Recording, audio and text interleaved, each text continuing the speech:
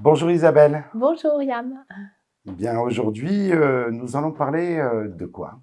de la décision rapide et du mythe de la décision rapide.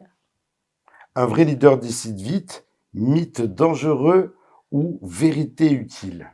Alors j'ai envie de dire, c'est à moitié vrai et c'est à moitié faux. Le mythe de la décision rapide pour un leader, je pense que, tu sais, on dit souvent, oui, un leader, il faut qu'il décide vite. Mais est-ce que c'est pas pour flatter l'ego qu'on dit ça et que le décideur lui-même, donc le dirigeant d'entreprise ou le manager, on va dire l'encadrant, s'ils se disent: «Je décide vite», c'est que j'ai des compétences et du coup, ça me valorise, tu vois, dans mes compétences. Donc j'avais envie qu'on parle de ça. Alors, on entend souvent, comme tu viens de dire, que les vrais leaders décident vite, mais, en quoi cette idée est à la fois juste et dangereuse? Alors je pense qu'il faudrait dire dans quel cadre, c'est bien de décider vite. Parce que du coup, si tu décides pas vite, ça peut dire que tu manques de leadership justement. Tu vois? Tu es mou, tu es, ce qu'on appelle ventre mou. Tu sais pas décider, tu sais pas faire des choix, tu sais pas ce que tu veux pour toi, pour tes équipes, pour ton entreprise et en même temps, imagine un décideur qui sur des grosses décisions stratégiques, il décide comme ça, où il fait un virage à 360° et enfin 360 c'est qu'il tournerait sur lui-même, pardon, mais à 180° et du coup, parce qu'il serait valorisé du fait qu'il suit ce mythe-là: «Je décide vite», il peut peut-être mettre en danger, tout ce qu'il a construit, ses équipes et avoir de l'impact, en fait. Donc c'est pour ça que j'avais envie d'aller creuser le sujet et de nuancer. De quelle décision parle-t-on? Et qu'est-ce que veut dire décider vite? Donc, est-ce que toutes les décisions, doivent être vraiment prises, à la même vitesse?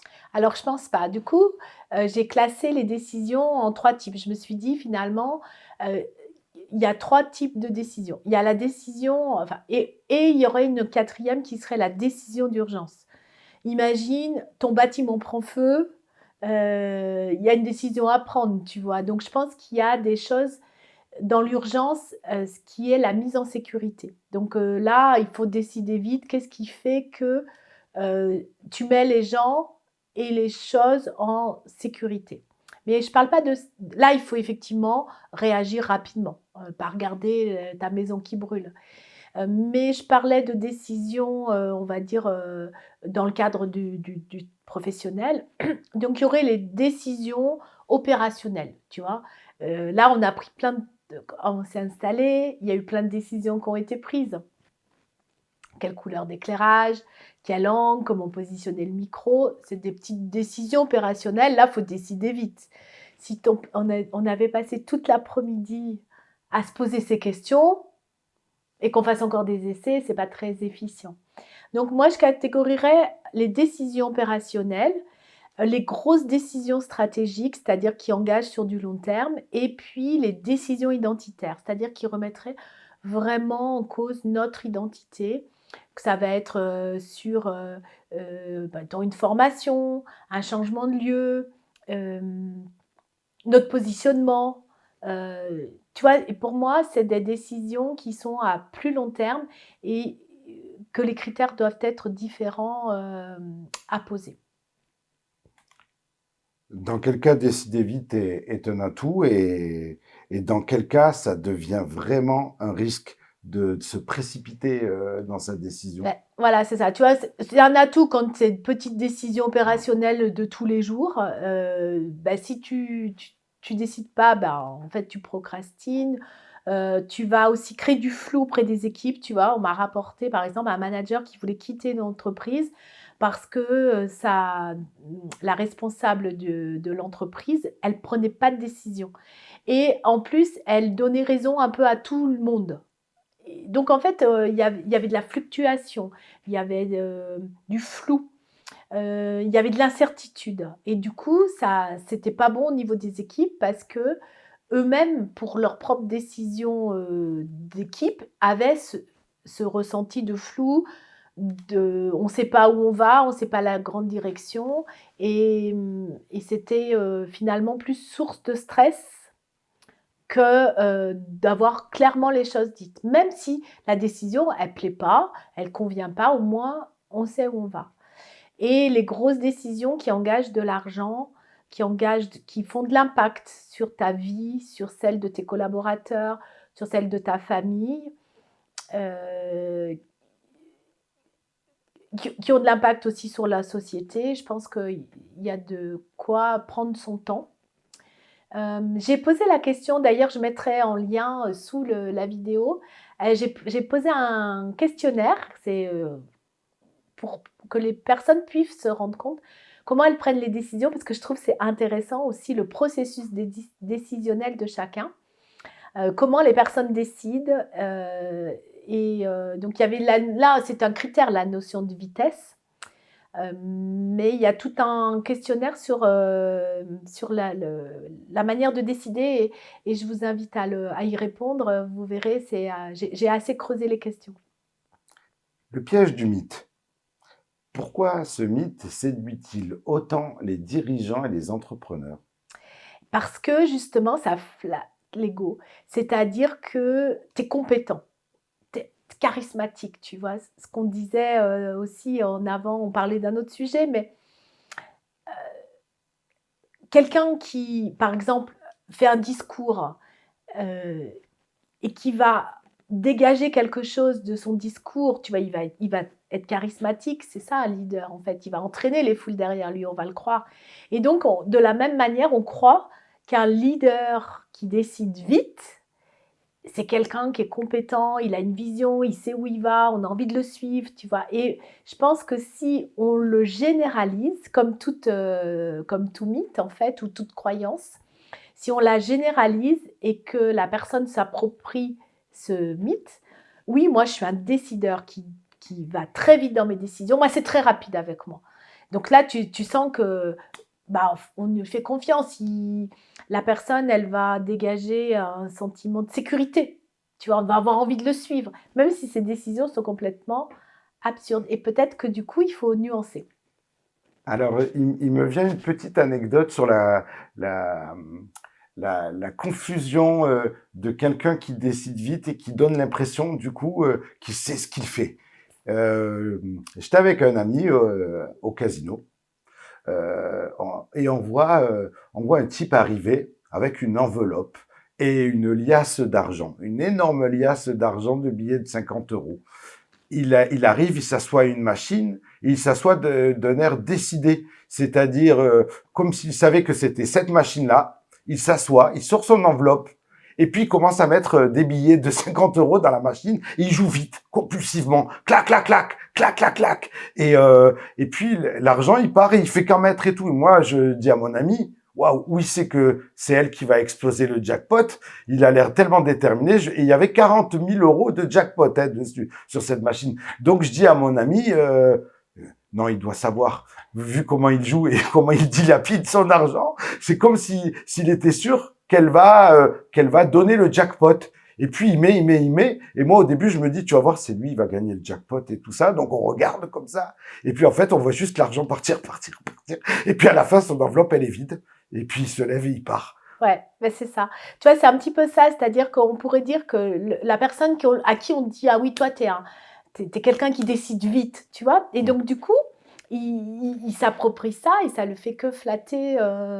Tu sais, c'est un petit peu le mythe du corbeau et du renard, tu vois. Et en fait, pourquoi j'ai eu envie d'aborder ce sujet? Parce qu'on me l'a renvoyé ça.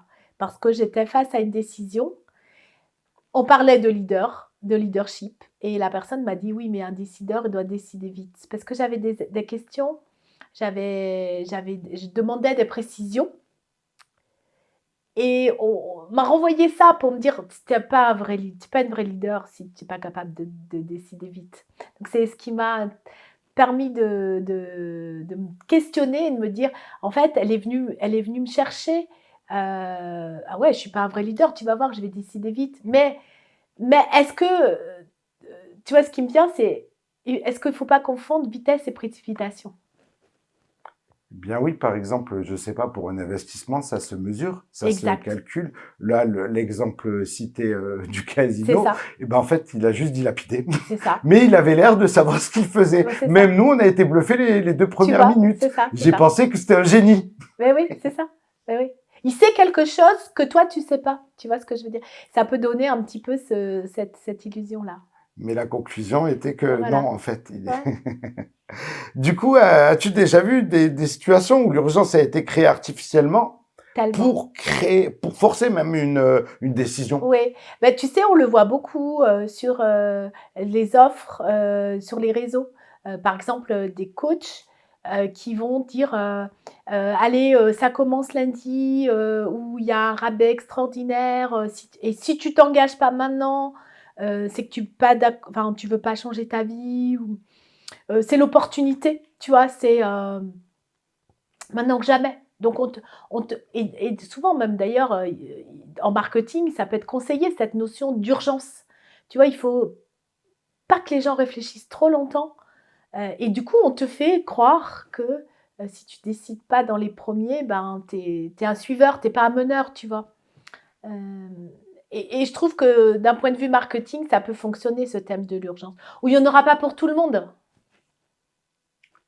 Mais prendre une bonne décision, selon toi, qu'est-ce qui la caractérise? Qu'est-ce qui caractérise une bonne décision? Alors je pense comme pour moi, une bonne décision, c'est qu'elle peut être, explicable. C'est-à-dire pourquoi, déjà la personne va avoir plusieurs choix. Tu es d'accord avec moi? On n'a pas que c'est pas binaire, hein, c'est pas A Mm. ou B, c'est pas oui ou non. Donc mettons, il y a trois, quatre chemins et donc quand la personne a pris sa décision, elle peut l'expliquer de manière tangible, avec des faits. Elle peut avoir envisagé les impacts. Elle peut avoir dit, ben voilà, si j'investis, bon, on va prendre le cas d'un investissement, 100 euros, et je vais avoir un retour sur investissement probable de temps. Quel est l'impact au niveau financier? Quel est l'impact au niveau humain? Donc, et que c'est tous les écologiques, économiques, enfin, industriels, sociétal. Donc, il va pouvoir l'expliquer. Il va y avoir aussi une part de vision, c'est-à-dire comment la personne voit le résultat, tu vois. Euh, j'ai questionné donc quelques décideurs, comment ils décidaient. Et il y a des gens, quand ils décident, ça fait comme de la tête au cœur, et ils voient le résultat. S'ils n'arrivent pas à voir le résultat, généralement, ils vont pas dans cette décision de oui, on va dire. Donc tu peux l'expliquer. Tu peux aussi avoir quand même une forme d'intuition qui est plus forte que la raison. Donc, mais c'est un fort ressenti, c'est pas une précipitation, c'est pas une inspiration, c'est quelque chose qui est de l'ordre de la conviction intime que c'est la bonne décision. Mais ils peuvent quand même l'expliquer, tu vois, c'est pas complètement irrationnel. Comme ton joueur de machine à sous. C'était irrationnel. Oui. Pourquoi la notion de réversibilité change-t-elle complètement la façon de décider? Bah, imagine, tu dois, mettons, investir ou vendre un immeuble que tu as acquis ou que tes parents t'ont transmis, une entreprise, mettons. Et tu veux la vendre pour investir dans un autre business, une autre entreprise. Bah, c'est irréversible. Tu vois, donc il y a aussi cette notion de résultat donc dans le temps, dans l'impact et dans la réversibilité. Par exemple, je reprends notre exemple tout à l'heure de micro ou de couleur de néon. On a fait bleu, oui, vert, oui, rouge, oh non. On peut revenir en arrière, c'est facile. Il y a des choses, tu ne peux pas revenir en arrière. Des choses qui sont dans le temps très longues, où tu vas détruire quelque chose pour construire quelque chose, où tu vas investir et une fois que c'est investi, bah, tu ne vas pas dire bah non, finalement, je reprends mon argent. Donc, il y a cette notion d'irréversibilité qui est très importante. Pour moi, irréversibilité et impact. Qu'est-ce qui différencie un leader posé d'un leader qui décide dans la précipitation? Ben, c'est ton joueur de jeu, hein, tu vois? C'est vraiment le leader, il va pas succomber à ce truc de décider vite, il va poser, il va peut-être écrire. Quand j'ai posé la question, heu, les gens m'ont répondu souvent que quand il s'agissait d'investissement financier, une décision financière importante, les gens avaient besoin de voir les chiffres, d'écrire, tu vois? Mais tu peux aussi écrire, à la main, tu vois? Heu, Tu peux aussi le visualiser. On parle souvent de visualisation, hein, dans ce podcast, c'est-à-dire visualiser le résultat et tu peux y aller aussi, entre donc le mental qui va réfléchir, qui va calculer, qui va émettre des idées et puis, ton ressenti et comment ça fait dans ton corps. Comment tu te sens avec cette décision, quoi, avec ce choix. Pourquoi prendre une pause ou demander un avis extérieur peut être une décision stratégique? Bah, peut-être que ça peut t'éviter d'aller dans une zone, heu, complètement, noire. Peut-être que ça peut te permettre de voir les angles morts aussi, tu vois? Parce que parfois, tu es d'accord on voit le problème que par un trou de la lunette, tu vois? Parce qu'on a notre vision du monde, encore une fois. Et si tu as quelqu'un d'extérieur qui va faire miroir et du coup, hop, tu peux prendre cette position, extérieure. Je crois que je t'avais raconté, j'avais déjà raconté ici l'histoire d'un personne, elle est au 8e étage d'une tour et elle voit un motard qui fonce sur un enfant, qui fonce sur une femme et en fait, vu de l'extérieur, on se dit: ben ce motard, il est fou, il va renverser cette femme» et en fait, c'est pour éviter un groupe d'enfants qui traverse, et la femme après il va dans la trajectoire, il est tout près de la femme mais il la percute pas. Donc tu vois, des fois de prendre cette hauteur avec un tiers, ça permet de dire: «Attends, est-ce que là tu as vu cet angle mort? Et là, et s'il se passait ça?» Et du coup ça permet peut-être de réajuster. Mais en aucun cas, je pense que tu dois demander l'avis extérieur, heu pour qu'on t'impose, parce qu'il y a rien de pire que choisir sous influence. Alors finalement, qu'est-ce qu'un vrai leader dans sa manière de décider et quel message laisser à ceux qui hésitent aujourd'hui? Alors, je le redis, donc c'est vraiment de pouvoir expliquer sa décision, qu'elle plaise ou qu'elle plaise pas, de dire: «Voilà, pour moi, de mon point de vue, je prends cette décision pour telle raison et voilà ce que ça va avoir, comme conséquence». Donc de pouvoir, l'expliquer. J'avais fait est-ce que tu es d'accord? J'ai un 7 une prendre une décision au mieux en 7 points. Allons-y. Donc, première question, quel type de décision suis-je en train de prendre? Est-ce que c'est opérationnel? Est-ce que c'est stratégique, financier ou identitaire? Donc déjà, on a répondu un peu en fonction de ces 4 points. Quel est le niveau d'enjeu réel? Donc le coût financier, l'impact à long terme, les conséquences humaines. Troisièmement, on l'a dit aussi, la décision, elle est-elle réversible ou difficile à corriger? Si, tu vois, dans ce cas-là, si elle est réversible, au pire, changerais de couleur, tu vois? Ai-je suffisamment d'informations fiables? Les faits, des chiffres, des éléments, pas seulement des belles promesses, tu vois? Quelque chose d'un peu concret. Quels sont les risques et le coût de ne pas décider? Ça, on n'en a pas parlé parce que des fois, ne pas décider peut entraîner un coût, hein. Alors, suis-je sous l'effet d'une émotion ou d'une urgence artificielle? La peur, l'excitation, la pression sociale ou le FOMO? Le FOMO, c'est Fear Out Missing. C'est la peur de perdre, de passer à côté d'une bonne opportunité. Tu sais, ça, c'est un peu les vendeurs de excusez-moi, les vendeurs de foire, tu vois? Si tu prends pas la promo maintenant, tu la reverras plus jamais, quoi. Et puis-je expliquer cette décision calmement à quelqu'un d'autre? Et j'ai mis entre parenthèses, sinon elle mérite encore quelques réflexions. Voilà ce que je voulais dire à propos de la décision. Merci beaucoup Isabelle. Merci à toi.